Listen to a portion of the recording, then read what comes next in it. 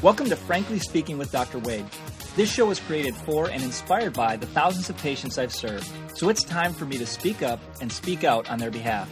With a wide range of experts, we bring you weekly insights, diving deep into topics of controversy to bust through the sugar coating that keeps you and your family stuck in the mainstream. So folks, there's 3 questions we're going to answer today that I think are imperative in terms of you becoming your own health advocate and empowering you to make decisions in your life for your health and your family. The first question is, what is homeostasis? We're going to answer that. Number 2, why does it matter in my life and my health if I understand this or not? And 3, how can you support what your body's trying to do with that driving force of homeostasis that's behind the scenes? And those 3 questions are seemingly unimportant. And not only is it a cool word, homeostasis, but it has the ability, when you grasp what it's doing, to not fall prey to the gimmicks and or the allopathic Western philosophy, the mainstream model that acknowledges it exists but disregards what it's doing in light of just treating symptoms. That does not address homeostasis. It does not respect homeostasis. It doesn't empower your homeostatic mechanism to work better. So without further ado, those are the 3 questions you're going to have answered today to take home to apply. Now, this is a fairly light hit on homeostasis. It's to introduce the concept, to empower you to start to use it in your life, respect what it's doing, and then it can help you decide the directions you go, how you choose healthcare, how you participate in it, how you actually serve your body's healing mechanism, how you actually take back the power that you have in terms of your health. That's my wish for you. Enjoy the episode. There is a lot of confusion about a word called homeostasis. And I don't mean it's necessarily confusing for those in the healthcare arena, but it's certainly not given much credit in the medical arena, and yet it's the driver of actual health. It's a sign of health. It's a really cool word, homeostasis, that actually was coined by the late Claude Bernard, and his awareness of homeostasis was that there's basically an onboard intelligence in the body that literally drives balance and that maintains the body in a state of existence by managing pH, acids, buffers, intricacies with the body's chemistry and biochemistry. And this intelligence that guides homeostasis, that actually ends up with homeostasis being the outcome, means that the body is kept in this balance, this synchronous state that allows it to function and adapt. It is what gives adaptability that ability. And what I mean is, for you to adapt, for us to adapt in our environment is the ultimate goal. And when we're adapting, we're relating to our environment. And that environment, there's an interface between the internal and the external. So our internal environment, let's just say interstitially, which is things like red blood cells and the things in our blood. And then we have intracellular, which is inside the cell, which there is a balance between the interstitial fluid, which is basically the fluid between the cells. It's the fluid that makes up everything outside the cell, but that bathes the cell and the cells swim in. The fluid between cells and then the fluid within cells. And there's a constant exchange going on. Well, in the medical model, in the medical world, they'd have you believe that biochemistry is not just manipulatable, but that's the whole basis of health. And as a holistic provider, we recognize that that is a belief system, and that's all it is, but it doesn't mean that the body's not going to have a compensatory response to that biochemical agenda, or that biochemical manipulation is what it really is. They're going to manipulate with a drug how the body actually responds, which then means what? If you start using logic and having a holistic mindset, you start asking the next question.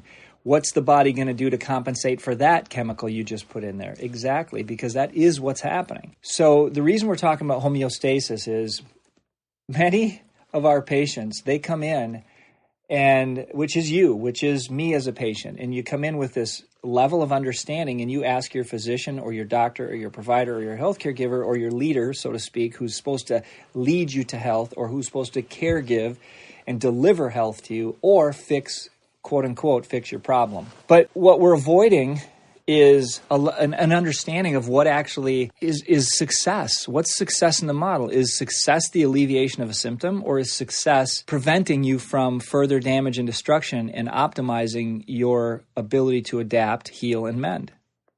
So we have an interface of philosophies, but this specifically is about homeostasis. And if we talk today about homeostasis from a patient entry-level understanding, what do you want to know about homeostasis and what do you need to know for your doctor? Because some of you don't know you don't need to know. But I'm going to suggest or open up the possibility that if you understand this concept, you're taking the first step to become your own healthcare advocate. You become your own health warrior in the process. And I'm going to continue to argue that you need to be your own healthcare advocate and you need to be your own health warrior for your family. And being a warrior in your health means you are aware. You are willing to stand up for what it is that you know is right for you, because I'm not here shooting on you as to what you should do. I'm here to suggest that nobody else is going to do it like you. No one else is going to care. And you want to fine-tune your approach with your healthcare provider so you're on the same page, working toward the same goal based on your understanding. Why is that so weird and unique? Because the healthcare system is designed for the herd. They're going to take you where they want you to go. They're not going to take you on a course that actually is unique to you. It's rare to find that in the system. An example of homeostasis in action would be, let's just say you have reflux, you have GERD, gastroenteric reflux disease, heartburn, whatever you want to call it. So you eat your food, and you have to avoid certain foods because they give you heartburn. And then you take a medication. And you take usually it's an antacid. The theory behind that is that you're creating too much stomach acid and that we're going to tone it down and that's going to help your pain. Well, the truth is it does help your pain in many cases. Omeprazole, proton pump inhibitors, Tums, you name it, they're basically forms of antacids to alleviate of various strengths, that is, but some being prescription and Tums being not, over-the-counter sold. So as you put that mechanism, first of all, even before you put the drug in there or the chemical to try to change the symptom, your body's trying to maintain homeostasis. It's trying to balance what you just ingested, okay, food, which is supposed to break down and then assimilate into the tissues. Okay, food passes from the mouth down through the anus and in what's called your tube. In that tube, literally, you're supposed to break food down and then absorb some of those nutrients, or as much nutrients as possible, into the system through the tube walls, which is your intestines and villi, and absorb them into your tissues. But what happens is if you don't digest things well and food hangs out in your stomach, and I'm going to be teaching a new course on this and dropping some value in terms of what you can start to look at in terms of understanding this to get your health in control, because this is a first step, is understanding digestion and understanding what homeostasis is always trying to do. Because again, you're then in the driver's seat, you're part of the solution, not waiting to be treated, which is going to be not only part of the problem, you're going to be stuck in that loop because nothing got fixed, it just got moved aside and covered up. But homeostasis is making adjustments to that acid and buffer, that pH level. So you will pull calcium out of tissues or magnesium, you're going to be exchanging these nutrients at a mineral level, a basic level, to help neutralize high acidity. And high acidity would be, let's say you drink a pot of coffee versus just a cup. And if you're drinking a pot of coffee, you're changing the acidity level. Well, your body has to neutralize that acid. And so you're pulling alkaline minerals out of your tissues to help neutralize the acidity of the stomach, of the digestive material. And conversely, if it was super basic, your body would say, all right, how do I pull acidity into this system to balance it? So again, that's an example of how homeostasis works. It's constantly driving balance.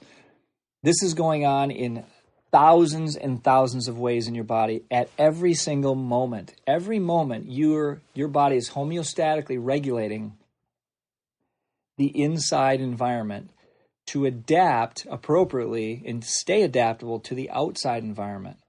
And so it knows there's this small range like pH is 7.3, 7.4. It is so tightly connected to that range that if you deviate by 0.1 more or less, you're either in the process of dying or you're dead, because your body can't deviate acidity for any length of time and stay well. So that's how homeostasis works. And homeostasis ultimately is there just constantly going on. And the questions you start to ask as you understand this is, how am I supporting what my homeostatic mechanism already doing? And how am I actually creating more work for the mechanism, which is actually exhausting it, and then making it harder to stay homeostatically balanced? When you run into trouble, for example, your MD, your doc, your functional medicine doc may look at blood work. They may look at urinalysis. They may look at a UA. They may look at other parameters, saliva testing.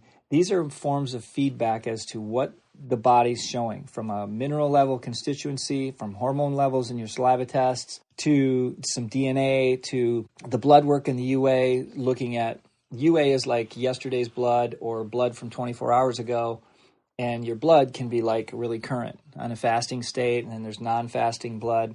And so what the benefit of seeing that is you get to see what the body's doing in terms of where certain levels are, such as, let's just say, white blood cells, the various types, neutrophils, basophils, eosinophils. You're looking at various things there. You're looking at thyroid potentially. You can be looking at iron levels, mineral levels. You can be looking at cholesterol, triglycerides overall. What we're getting from that is we get to see what the body is doing homeostatically, meaning you might show really good blood work and you may have some symptoms of hypothyroidism, or you may have symptoms of iron toxicity, but your irons are within a quote-unquote normal range. You might show triglycerides are high, but yet your blood pressure is fine. And so when you start to get into the big picture of this, and you're asking questions to your doc, it depends on your doctor's knowledge and awareness of all these things, because again, providers across the board can see these things very differently. So you want to understand who's really in the know about understanding what to do about this and what it actually means, and then how do we look at the big picture versus the microcosm and treating the micro. Because if you see one thing low in there, and this is a common mistake, especially in the functional medicine world, is you'll see they'll find a couple lows or highs or near lows or near highs, and then they'll start addressing them with synthetic supplements as though that's going to be the solution. And it doesn't mean that's bad or wrong, but you start looking at the minutia instead of realizing that what's the big picture and what's the mechanism of the body is really, where are these patterns that show their stress in an area or region or a system of the body or several systems. For example, looking at adrenal function in relationship to mineral balances, your hormones, and understanding that certain patterns tend towards a breakdown or liver stress. And so you start to look at all of that, and you take into account the holism, the big picture, and you understand that the body is always trying to compensate. So it may have a semi-high area here, but your medical doctor says, no, all your tests are normal. Well, I contend, and we know this functionally, that just because it's within a normal range doesn't mean it's healthy and normal for you. And that's why you get a dead-end diagnosis. That's why you have a problem, you have a challenge, you have symptoms, you feel like crap, you're low on energy, and your hormones have been a mess for a while, or you've been diagnosed with something, and you come up and you have all these perfect tests. All that's saying is you still have a homeostatic mechanism that is working. It's just you're not healthy. You're robbing Peter to pay Paul. Your body's trying to survive, keeping that homeostasis, but yet it's running out of options. And so that's where you start to really pick up and understand, what is the body trying to do? And what is my body showing? In other words, I'm saying this. By the time you show certain things in your blood, it's too late. The real question is, what is it costing you to keep your homeostatic levels within a normal range? So the cost translates to how much the body has to expend or withdraw from its tissues to clean up a mess of a dietary imbalance behind the scenes to keep things going and to keep your body functioning in the moment. It's not thinking wellness down the road. It's thinking, how do I survive this moment? What do I have to? And yet, that range, they'll say it's normal. And I contend it's very inflammatory, and you're creating rust and inflammation in the body, which I have plenty of research to show that. But the powers that be don't want people to know that iron toxicity is possible and probable and highly common. But what you could be aware of is that the oxidative stress that puts on the tissues will create inflammation in the body in many areas. And that leads to problems in the thyroid, and that leads to problems in other glands, because problems in the thyroid are already problems in the adrenal glands. And so when we start to look at how the systems work and how their body has backup and secondary systems that support each other, and there's ways the body is always trying to, again, adapt or remain in homeostasis, in balance, you just got to realize there's a lot of energy exerted to do that. And you might show normal tests in any one of those areas, but actually be way off kilter. And we're just seeing that your body still has some hope. You just got to really get it. It's still urgent to get it in line and in balance, which means solve the problems upstream instead of just waiting and going, hey, your blood's normal. That's not it. We can't call it a disease yet. Therefore, you can't treat anything, because that's how medicine works. So this is going to be a deeper conversation, and we'll have some upcoming guests that we'll talk about homeostasis. So we'll get some varying perspectives on it. But what I really want you to take away and walk away with is understand that you've got this internal mechanism on board that is keeping your system at a normal, balanced, let's just say, as RPMs that are going to keep this body running smoothly and efficiently. And that your body's so brilliant, and it's a double-edged sword, is that it'll rob Peter to pay Paul to keep it in homeostasis or in balance at the same levels, for example, pH or chemical constituents, and balancing the body that way. And it'll rob Peter to pay Paul to keep that balance. And then how we live and what we're putting in puts more strain on that homeostasis. But guess what? It's going to try to survive. So you don't get to see all the damage created behind the scenes that it had to steal from the bony tissue or from other tissues of the body to keep your calcium levels balanced and keep the acidity that we eat in our foods, keep that all down to, a norm, so the body continues to function. And this is the brilliant work behind the scenes that the body's doing that allows us to get deep into a hole or rut or damage and then finally go, whoa, I was feeling great and now I feel like crap. Or have that trickle effect where we felt pretty good 5 years ago and then it's just been a slow, gradual decline. So keep in mind, I'd love any questions or comments or shares that you might have around understanding homeostasis or any lights that have come on in your head. Or awareness. But if you start to understand that this is going on behind the scenes, this is foundational. That holistic care provider, specifically chiropractic, that I recall was extremely fascinating as I got into the profession, was understanding that homeostasis is intelligence on board that is constantly governing the biochemistry. The biochemistry in the movements that the body makes, the chess moves, are all derived out of brilliance, not stupidity. And I will take that to the bank. Brilliance, not stupidity. It's intelligence that guides the chemistry. It doesn't just move from one to the other with no force. There is a directional movement under guided intelligence. And that is what's fascinating and remains fascinating with the body. So when we start to comprehend that homeostasis is paramount and it's going on, we then can respect that it doesn't have an infinite life source. Like, you can run out of gas. You can run out of the ability to adapt and maintain homeostasis. Hence, that's where diseases end up taking over, and then they're out of control. And what we do as human beings is we scramble in the medical model, whether it be chemotherapy, whether it be lumpectomies and or ectomies of any sort, or we just completely radiate and drug them to death. And so to step back from that and just go, wait, if we can measure some of this early and we can catch some of this functionally along the way, we start to have more options. And that's what this is all about, is as a patient for you, options and catching things before you've lost that quality of life. So I hope that helps. Until next time, have a great day. Thank you much for listening to this week's episode. I look forward to any feedback and or questions you might have. Direct them to our Facebook page, Frankly Speaking, Dr. Wade at Facebook. Okay, my fellow health warriors, it's time to head over to iTunes, franklyspeakingdrwade.com. There, you can rate, review, and subscribe, as well as share, so more of our brothers and sisters can grow to realize their voice. Speaking up means you matter. So, get on it. This podcast is for information purposes only. The statements and views expressed are not medical advice and are not meant to replace the medical advice of your doctor. This podcast, including Dr. Wade Annenson and his guests, disclaim responsibility for any adverse effects you may experience from the specific use of information contained herein.